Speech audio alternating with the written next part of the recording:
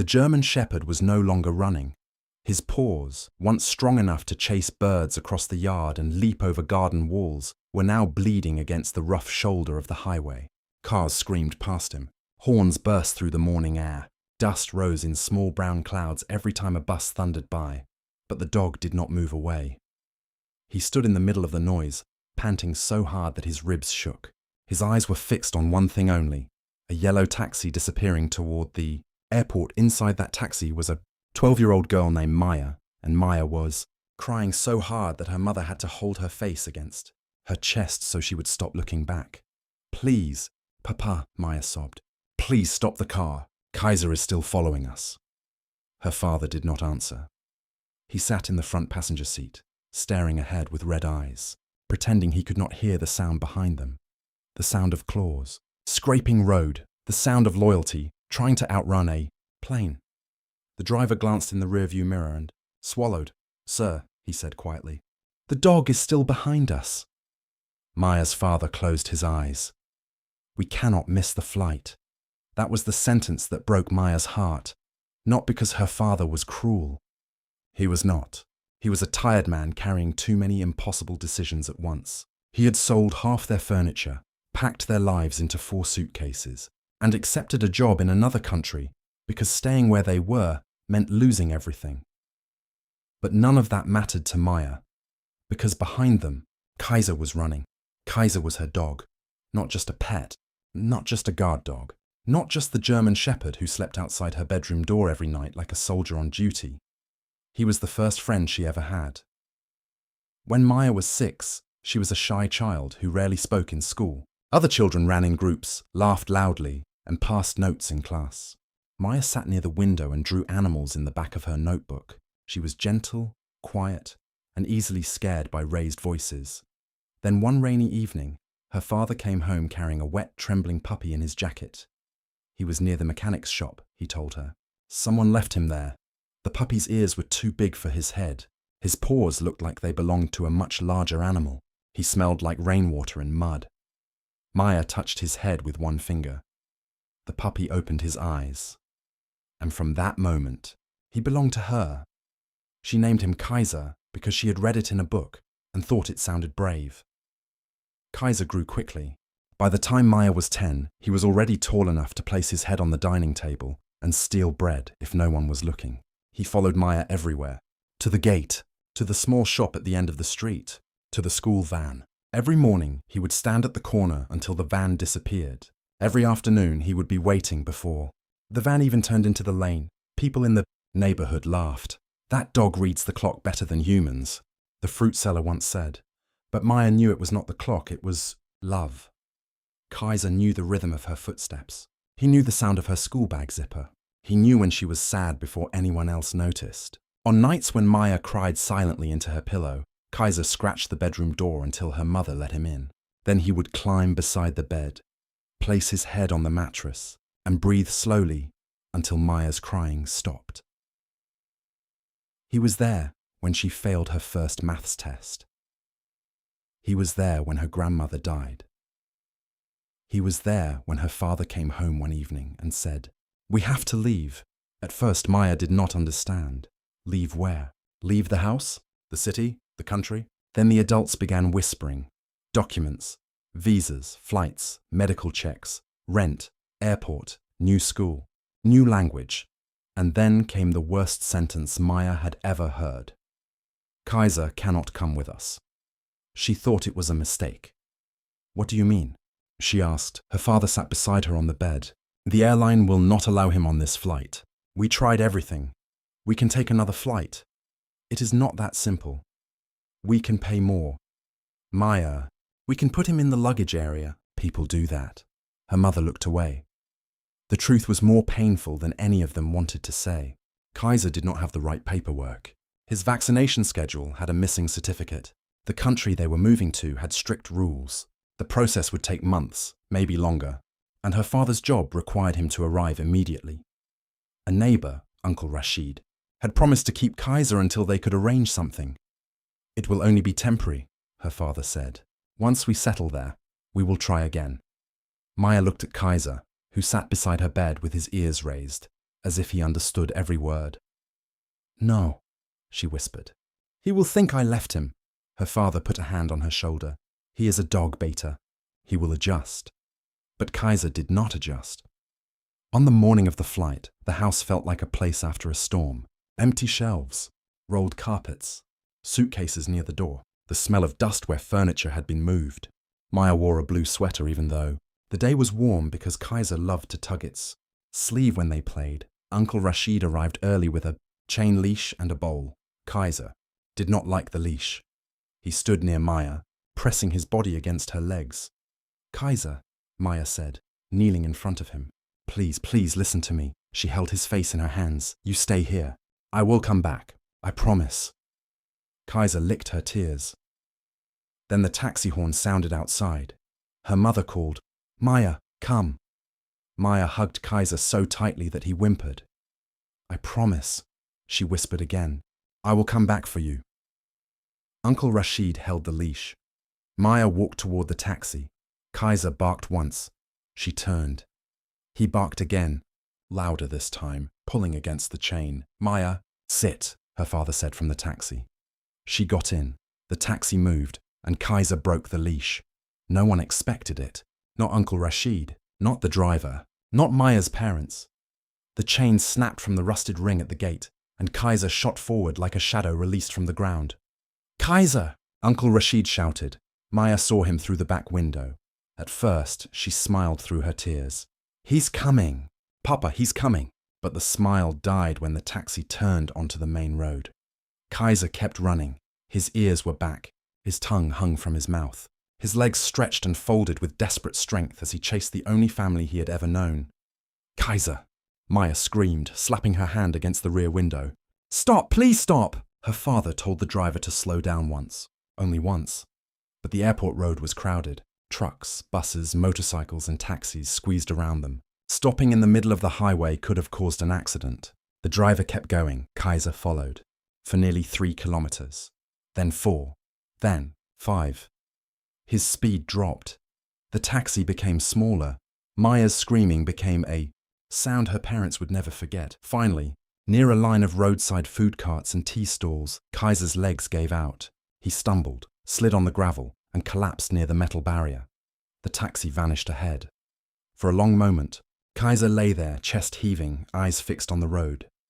Then slowly, he lifted his head. He stared toward the airport, and he waited. That evening, a tea seller named Imran noticed the dog still sitting near the same barrier. "Go home," Imran said, waving a cloth. "Shoo!" Kaiser did not move. Imran threw him a piece of bread. The dog sniffed it, ate it, then returned his gaze to the airport road. The next morning, he was still there. By the 3rd day, all the cart owners knew him. "That big dog is mad," one man said. "No," Imran replied. "He is waiting for someone." "For whom?" Imran looked at the highway. "Only he knows." Days became weeks. Kaiser learned the language of the road. He learned which buses stopped long enough for passengers to drop food. He learned which drivers threw stones and which drivers threw biscuits. He learned to sleep behind a broken concrete divider when it rained. He learned to avoid the police vans and the boys who thought hurting a stray dog was entertainment. But he never left that stretch of highway. Every morning, he sat facing the road from the city. Every afternoon, he watched cars going toward the airport. Every evening, when planes flew overhead, he lifted his head. Sometimes he ran after yellow taxis, not far, just a few meters. Then he would stop, because none of them smelled like Maya. Imran began feeding him regularly. At first, Kaiser did not come close. He stayed at a distance, proud and cautious, like a soldier refusing rescue. So Imran placed food near the tea stall and stepped back. "Eat, brother," he said. "No one will take your place." After months, Kaiser allowed Imran to touch his head. After a year, he slept beside the tea stall during storms. But if anyone tried to take him away, he resisted. Once, an animal rescue van came after a complaint. 2 men approached with a net. Kaiser growled, low and warning, not because he wanted to hurt them, but because he understood cages. "He is not dangerous," Imran told them. "Leave him." "He cannot live on the highway forever," one of the men said. Imran looked at Kaiser. who had already returned to his spot near the barrier. Try telling him that. So they left him. The highway changed around him. A new petrol station opened. The old billboard for a mobile company was replaced by one advertising luxury apartments. The tea carts got brighter. Umbrellas. The airport road was widened. Streetlights were installed. Then half of them stopped working. But Kaiser stayed. Children who once pointed at him from car windows grew into teenagers. Drivers began recognizing him. Is that the same dog? Yes. He's still here? Yes. People made stories about him. Some said his owner died in an accident and he was waiting for the car to return. Some said he had belonged to a police officer. Some said he guarded a hidden grave under the road. Imran never corrected them because he did not know the whole truth either. All he knew was that once, years ago, a girl in a taxi had screamed a dog's name with a kind of pain that stayed in the air even after the car disappeared. Sometimes, late at night, when the traffic became thin and the highway lights flickered, Imran would sit beside Kaiser. You know, he would say, pouring tea into a small glass for himself. Maybe she cannot come back. Kaiser would keep looking at the road. Maybe she was a child. Maybe her parents took her far away. Maybe she remembers you. Maybe she cries for you. But the world is cruel, Kaiser. It does not always return what it takes. Kaiser would blink slowly, then he would put his head on his paws. But he never stopped waiting. In another country, Maya grew up with an invisible wound. At first, she cried every night. Her new room was clean and white, with a bed near the window and a desk her father bought second-hand. Outside, everything looked different. The roads were wide. The air smelled cold. People spoke quickly in words she had to chase with her mind. But the worst part was silence. No claws outside the door. No warm body sleeping near her feet. No bark when she came home from school. Her father tried to keep his promise. He called Uncle Rashid after they arrived, but Uncle Rashid's voice was heavy. Kaiser ran after the taxi, he said. We searched that day. We searched the next day too. I am sorry. Maya heard the sentence from the hallway. Her mother tried to stop her, but it was too late. She knew. Kaiser was gone. For months, she refused to speak to her father unless necessary. He would knock on her door and say, Maya, please eat. She would answer, I'm not hungry. He would say, I am sorry. She would answer, You left him. Years passed. The family survived. Her father worked long hours. Her mother found a job at a small daycare. Maya learned the language, finished school, entered university, and became the kind of young woman people admired. Responsible, focused, polite. But some part of her remained 12 years old, sitting in the back of a taxi, watching her best friend run until his body failed. She never got another dog. People asked why. She always gave a simple answer, I'm too busy. But the truth was different.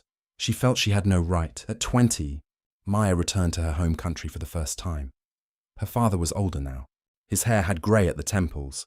He had been invited back for paperwork related to an old property dispute, and Maya insisted on going with him. Her mother asked, Are you sure? Maya said, Yes. But everyone knew what she really wanted. The moment the plane landed, Maya felt her chest tighten. The airport smelled familiar in a way that hurt. Warm air, dust, perfume, fuel, and tea. She walked through immigration like a person walking into memory. Her father rented a car. They drove past new shops, new buildings, new signs. The city had grown taller. Roads had changed. Their old neighborhood looked smaller than Maya remembered. Uncle Rashid had moved away 3 years earlier. The old house had new owners. Nobody there knew anything about a German shepherd. Maya searched anyway. For 7 days, she asked everyone, the fruit seller, the mechanic, the old school guard, the neighbors who still recognized her mother's name, a veterinarian 2 streets away, local shopkeepers, boys who had become men. Do you remember a German shepherd? Big dog, black and tan. His name was Kaiser. Some shook their heads. Some said, 8 years ago. Beta, that is a long time. Some tried to be kind. Maybe someone adopted him. Some were too honest. A dog alone. After so many years. Difficult. Every answer cut her a little deeper. On the 6th day, her father found her sitting on the steps of their former school, holding an old photograph of herself and Kaiser. He sat beside her. I have carried guilt for 8 years, he said quietly. Maya did not look at him. I know you think I chose the flight over him. You did. Her father nodded. Yes, I did. And I have lived with that. For the first time, Maya heard not defense in his voice, but grief. I was scared, he said. I thought if I missed that flight, I would lose the job. If I lost the job, I would lose the chance to give you a better life. I told myself Kaiser would be safe with Rashid. I told myself we would bring him later. Then he ran, and everything happened so fast. Maya wiped her cheek. I begged you to stop. I know. You heard me. I did. She finally looked at him. Her father's eyes were wet. I am sorry, Maya. Not the kind of sorry that asks you to forget. The kind that knows you never can. She wanted to stay angry. For years, anger had been easier than pain. But sitting there beside an older, tired version of her father, Maya realized both of them had been trapped in the same moment for 8 years. The next morning, they prepared to leave for the office handling the property documents. Maya had almost given up. Almost. The meeting took longer than expected. By the time they started driving back, the sun was low and gold, spreading across the city like old honey. Maya sat in the back seat, exhausted. Her father drove quietly. They entered the airport highway because it was the fastest. Route back to their hotel, Maya looked out the window without thinking. Billboards passed. Motorcycles passed. A tea stall passed. Then her breath stopped. Papa. Her. Father glanced in the mirror. What? Maya leaned forward. Stop the car. What happened? Stop the car! Her voice was so sharp that her father pulled onto the shoulder. Before the car fully stopped, Maya opened the door and stepped out. Traffic roared around her. The air smelled of petrol, dust and fried snacks. Across the road, near a rusted barrier and a row of tea carts, an old German shepherd was lying under the shade of a torn umbrella. His fur was faded. His face was grey, one ear bent slightly at the tip. His body looked thinner than it should have, and age had settled into his bones. But Maya knew. A person may forget streets. A city may forget houses. Time may change faces and names. But love knows the shape of what it lost. Kaiser, she whispered. The dog did not move. Maybe he did not hear her over the traffic. Maya stepped closer. Her father shouted, Maya, careful! She ignored him. Kaiser. This time, the dog lifted his head. For 1 second, he only stared. His eyes were cloudy with age, but somewhere inside them, a door opened. Maya's hands began to shake. Kaiser, she said again, her voice breaking. It's me. The old dog struggled to stand. His back legs trembled. He took 1 step and stopped. His nose lifted into the air. Then he smelled her. The years disappeared. The highway disappeared. The noise disappeared. Kaiser made a sound that was not a bark and not a cry, but something deeper than both. A broken, joyful whine pulled from the center of a heart that had refused to give up. Maya ran to him. She dropped to her knees on the dirty roadside and wrapped her arms around his neck. Kaiser pressed his head into her chest so hard she nearly fell. Backward. My baby, Maya sobbed. My Kaiser, I came back. I'm so sorry. I'm so sorry. The dog licked her face, her hands, her sleeves, then pushed his nose into her neck like he was checking whether she was real. People began gathering. The tea. Sellers. Drivers. A boy from the petrol station. An old man carrying bread. Imran came out from behind, his cart holding a glass of tea. He stopped when he saw Maya on the ground with the dog. For years, he had wondered what kind of person could make a dog wait so long. Now he knew. Maya's father walked slowly toward them. When Kaiser saw him, he froze. For a moment, something heavy passed between man and dog. Recognition, pain, memory. Maya's father covered his mouth with his hand. Kaiser, he whispered. The old dog did not bark. He did not growl. He only looked at him. That was worse. Maya's father knelt on the ground. I am sorry, he said, voice shaking. I am so sorry. Kaiser watched him for a long moment. Then slowly, he stepped closer and placed his head against the man's shoulder. Maya's father broke. He held the old dog and cried in a way Maya had never seen before. Not like a father trying to be strong. Not like a man hiding guilt. Like someone finally forgiven by the one soul who had every right not to forgive him. Imran wiped his eyes with the corner of his scarf. So she came, he said softly. Maya looked up. You know him? Imran gave a sad smile. Everyone here knows him. Maya stood slowly, still holding Kaiser's collarless neck. How long has he been here? No one answered at first. The silence told her before the words did. Imran looked toward the barrier. Since the day he ran after your taxi. Maya stared at him. No. Imran nodded. He waited here, every day. Maya's knees weakened. Her father reached for her, but she moved back, one hand pressed to her mouth. 8 years, Imran's eyes softened. Yes. The world tilted. Maya looked at Kaiser again, at his grey muzzle, at his tired legs, at the dust in his fur, at the highway where he had spent most of his life waiting for a child who had promised to return. She remembered her last words to him, promise, and Kaiser, with the simple, terrible faith of a dog, had believed her. Maya sat down beside him again and cried into his fur. I didn't know, she whispered. I didn't know you were here. Kaiser leaned against her as if to say it did not matter. She was here now. That evening, Maya refused to leave without him. Her father called a veterinarian, who came to the roadside because Kaiser was too weak to lift easily into the car. The vet examined him gently while Maya held his head. He is old, the vet said. Dehydrated, arthritis in the back legs, some old injuries, but his heart is strong. Maya laughed through tears. Of course it is. They took Kaiser to the clinic. He did not like the car at first. His body stiffened when they opened the door. Maybe cars reminded him of the day everything vanished. Maya climbed in first. Come, she said. I'm not leaving this time. Kaiser looked at her. Then he climbed in. At the clinic, they cleaned his paws, treated his skin, checked his teeth, and gave him food. Kaiser ate slowly, looking up every few seconds to make sure Maya was still there. I'm here, she said each time. That night, Maya slept on the floor beside him. Her father came in quietly after midnight and placed a blanket over her shoulders. Kaiser opened one eye. The father whispered, Take care of her, old friend. Kaiser closed his eye again. The next days became a different kind of journey. Maya cancelled her return ticket. Her father did not argue.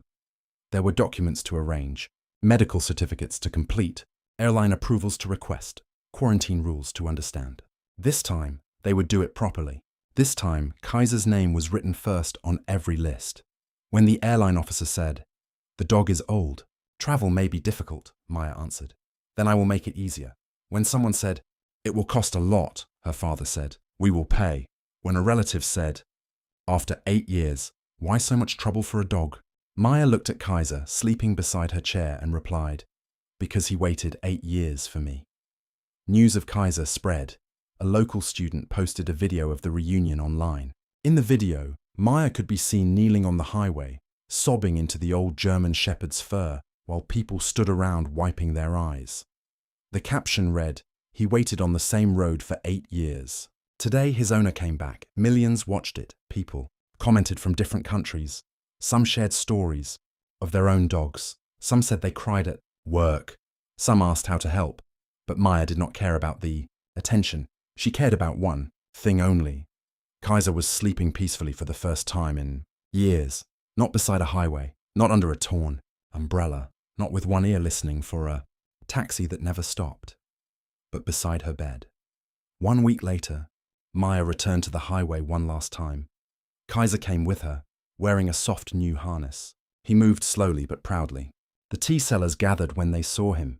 Imran smiled. Leaving us, brother. Kaiser wagged his tail. Maya hugged Imran. Thank you, she said. You kept him alive. Imran shook his head.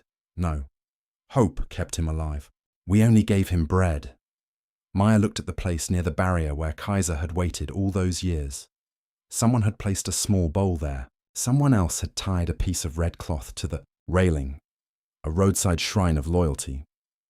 Maya knelt and touched the ground. I'm sorry you waited here alone, she whispered. Kaiser stepped beside her and nudged her hand. She looked at him and smiled through tears. You're right, she said. No more sorry. We go home now.